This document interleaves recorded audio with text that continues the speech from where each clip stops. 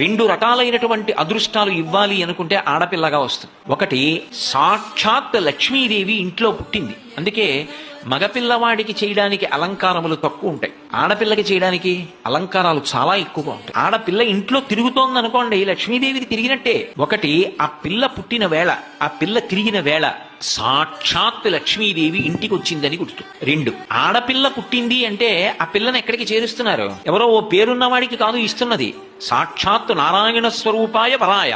ఆ వరుడు నారాయణ స్వరూపుడు. ఇప్పుడు లక్ష్మిని నారాయణుడి పక్కకి చేర్చారు. ఆ చేర్చిన కారణం చేత ఏమైంది? 10 తరాలు తర్వాత వచ్చేవి, 10 తరాలు నా ముందున్నవి, నేను ఒక తరం, 21 తరాలు ఉద్ధరింపబడ్డారు, ఉన్నత లోకాలకి వెళ్ళారు. ఏది మగపిల్లవాడి విషయంలో చూపించండి అలా ప్రమాణం. అలా చేయగలడా?